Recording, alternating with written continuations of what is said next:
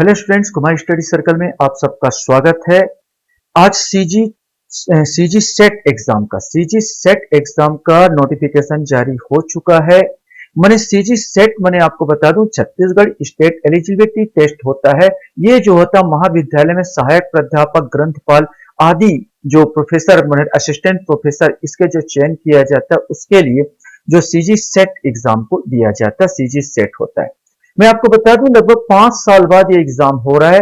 तो जिनका स्नातकोत्तर उपाधि प्राप्त कर चुके हैं, पोस्ट ग्रेजुएट हो चुके हैं किसी भी विषय में, वो स्टूडेंट दे सकते हैं। और जो बच्चे अभी अभी लास्ट ईयर में हैं, मतलब आपका सेमेस्टर बचा होगा, लास्ट सेमेस्टर बचा होगा, आप भी इस एग्जाम को दे सकते हो। तो इस एग्जाम को देने का फायदा यह होगा कि जब भी प्रोफेसर की वैकेंसी निकलेगी किसी भी कॉलेज में, शासकीय, अशासकीय, अर्धशासकीय, किसी भी कॉलेज में प्रोफेसर की वैकेंसी निकलती है, तो आपको पीएचडी एमफिल आप नहीं है, तो अगर आपने सीजी सेट का एग्जाम दिलाया है और पास किए हैं, तो आप भी इसमें क्वालिफाइड होंगे, आपको भी लिया जाएगा, आप भी इस एग्जाम को दे सकोगे, माने आप प्रोफेसर बन सकते हो। तो ये बहुत इंपॉर्टेंट है आप लोगों के लिए। तो चलिए थोड़ा थोड़ा देख लेते हैं कब एग्जाम होगा, कैसे होगा। तो इस एग्जाम को यहाँ पर व्यावसायिक परीक्षा मंडल द्वारा, छत्तीसगढ़ व्यावसायिक परीक्षा मंडल द्वारा आयोजित किया जा रहा है, लिया जा रहा है।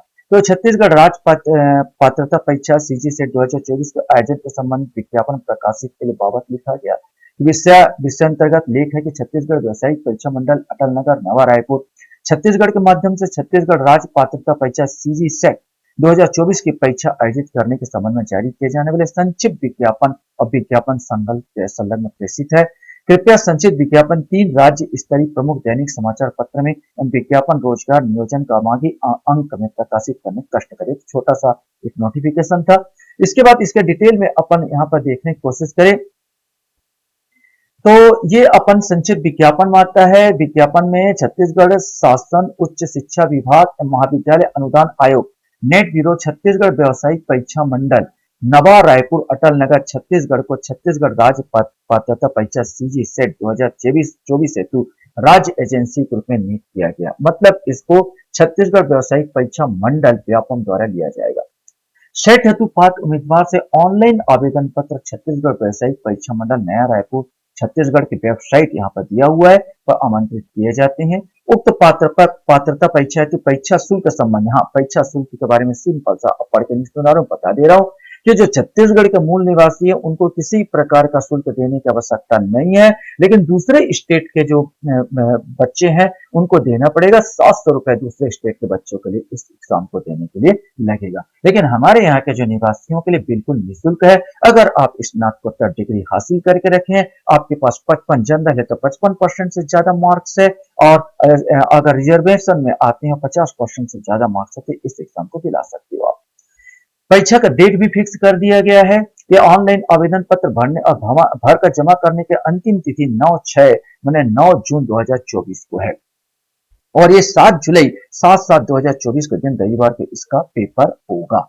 थोड़ा सा और डिटेल हम लोग इसमें देखने की कोशिश करें तो हम यहाँ पर पाते हैं कि इस परीक्षा को ऑनलाइन आवेदन पत्र भरने की प्रारंभिक तिथि 13/5/2024 माने 13/5/2024 सोमवार से, मैंने मई से, 13 मई से याद रखेंगे, अप्रैल तो नहीं, 13 मई 2024 से सोमवार से इसको भराया जाएगा। ऑनलाइन आवेदन पत्र भरकर ऑनलाइन परीक्षा शुल्क जमा करने का पूरा दिया गया 9/6/2024 तक रविवार का समय रहेगा। माने आपका अप्रैल मई से स्टार्ट होगा ये फॉर्म भराना, 9 जून तक आप भर सकते हो। परीक्षा की संभावित तिथि जुलाई को होगा, 7/7/2024 को होगा।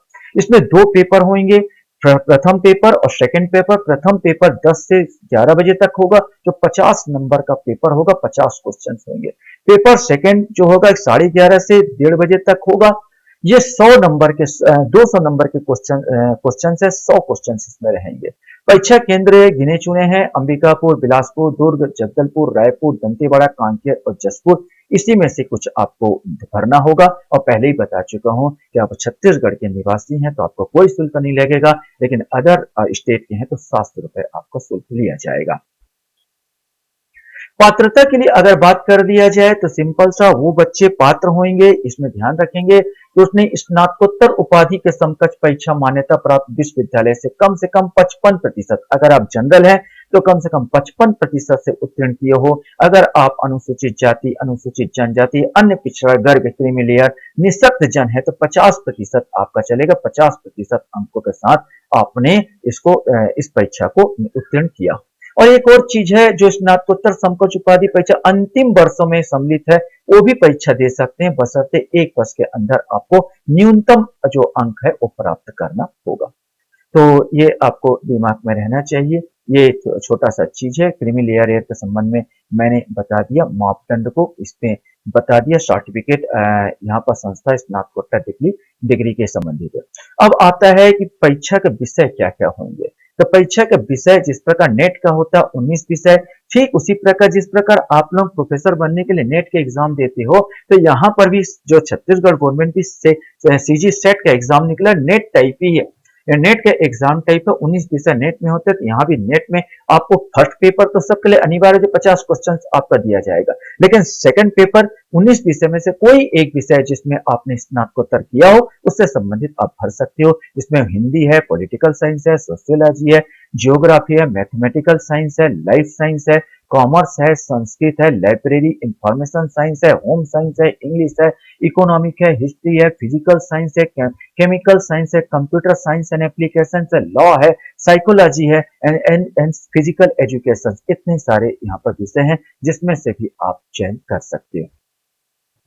परीक्षा पद्धति के बारे में किया जाता है, 2 पेपर होंगे। फर्स्ट पेपर 100, इसमें फर्स्ट पेपर 50 प्रश्न होंगे, 100 अंक के होंगे और सबके लिए अनिवार्य होगा। इसमें 1 घंटे का पेपर होगा। इस विषय में आपका सामान्य जागरूकता से संबंधित और प्लस रीजनिंग से संबंधित कुछ क्वेश्चन पूछे जाएंगे। 200 नंबर का सेकंड पेपर 200 नंबर का होगा। जो भी विषय आप चयन करेंगे उसमें 100 क्वेश्चन होंगे और ये करीब 2 घंटे का होगा, 11:30 से 1:30 बजे तक ये होगा। और आपने यहाँ पर बताया 50 प्रश्न, 50 प्रश्न जो प्रथम प्रश्न पत्र बता भी दिया गया कि प्रथम प्रश्न पत्र अनिवार्य प्रश्न साधारण प्रकृति के, जिसमें अभ्यर्थियों के पठन पाठन अनुसंधान प्रवृत्ति का आकलन के लिए तथा अभ्यर्थियों का तार्किक क्षमता, समझने की योग्यता, विस्तृत एवं विविध सोच, सामान्य जागरूकता आदि के परीक्षा के लिए प्रश्न पूछे जाएंगे। इस प्रश्न पत्र पर 50 प्रश्न होंगे जिसमें अभ्यर्थी द्वारा सभी प्रश्न 50 प्रश्नों को उत्तर देना अपेक्षित है। प्रत्येक प्रश्न पर 2 अंक निर्धारित यहाँ पर है। यहाँ पर एक चीज और मैंने देखा, माइनस मार्किंग के बारे में कुछ भी बताया नहीं गया है। प्रत्येक अंक में 2 अंक दिया जाएगा। माइनस मार्किंग है या नहीं बाद में घोषित होगा, क्योंकि मैं जहां पढ़ रहा हूँ किसी प्रकार का लिखा नहीं है माइनस मार्किंग के बारे में। सेकंड पेपर, इस प्रश्न में अभ्यर्थी द्वारा चयन किए गए विषय संपूर्ण पाठ्यक्रम जो भी आपका रहेगा, पूर्व निर्धारित प्रश्न पत्र फर्स्ट एंड सेकंड पाठ्यक्रम दोनों सम्मिलित पढ़ाई 100 प्रश्न पूछे जाएंगे, जिसमें से प्रत्येक प्रश्न में 2 अंक निर्धारित है। इस प्रश्न पत्र पाठ्यक्रम में वही होंगे जो प्रश्न पत्र प्रथम एवं प्रश्न द्वितीय का पाठ्यक्रम में है। तो सिलेबस आपका जो होगा उसके आधार पर आपको करना होगा। परीक्षा परिणाम घोषित करने की प्रक्रिया एवं मापदंड के बारे में अगर देखा जाए तो क्या मापदंड दिया जाएगा, तो ये थोड़ा सा इंपॉर्टेंट हो जाता है। कहा गया है कि जो भी मेरिट लिस्ट आएगा, जितने भी लोग बैठे हैं उसका 6% को लिया जाएगा और 6% यहाँ पर लिखा दिया गया, top 6% of it appearing candidates who appear in paper first and paper second both and the secure at the list 40% aggregate marks in both of the paper taken together of the candidates belong to the general category and the list 35% category makes for a candidate belong to the reserved category. यहाँ पर कहना ये चाह रहा है कि भाई कम से कम दोनों पेपर में आपको 40% आपको लाना ही होगा। माने फर्स्ट पेपर में भी आपको 40% से ऊपर लाना होगा और सेकंड पेपर में भी आपको 40% से ऊपर लाना होगा।